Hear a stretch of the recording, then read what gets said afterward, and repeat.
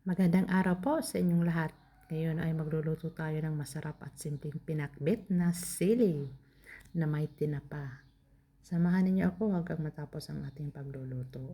So ayan, prepare na natin yung pinakaluan natin ng tubig. Yan, kumulo na siya. Konti lang ilinagay natin para hindi yung ating pinakbit.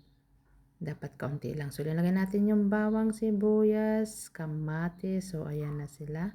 At kaunting luya. So, ayan. Pagsabasabayan natin. At saka yung tinapa. Alam niyo yung tinapa. Yung tinapa na yung matigas siya. So, ayan. Lalagyan natin na siya ng bagoong. Bagoong isda. Yan. Dito lang yan sa sa Isabela ang mga masasarap na mga bagong. Pangasinan pa lang masarap na bagong. So ayan, linagay na natin, pakukulaan natin yung ating bagoong. So tatanggalin natin yung mga bula-bula niya kasi mapait yan pag hindi natatanggal. So ayan. Isusunod na natin yung ating sili. Simpleng luto lang yan pero kung matitikman nyo yan, masarap yan. Yan, yung ating siling Ilocano. Yan kasi kahit pa damihin mong kumain yan, hindi talaga maanghang yan. Masarap talaga yan. Yan talaga ang pangpakbit na sili. Siling Ilocano. Kumbaga, yan ang natin. So, ayan, lagyan natin ng magic sarap. Masarap yan. Simpleng luto lang yan pero masarap yan. Pag pinarisan mo na yan ng isdang galunggong, nako, ang sarap-sarap na yan.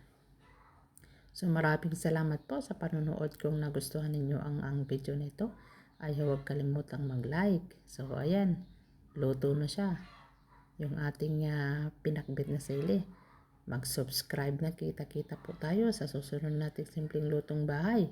Ingat po kayo lahat. God bless you. Yan yung ating maikling video lamang. So thank you very much for your watching. And bye-bye sa inyo.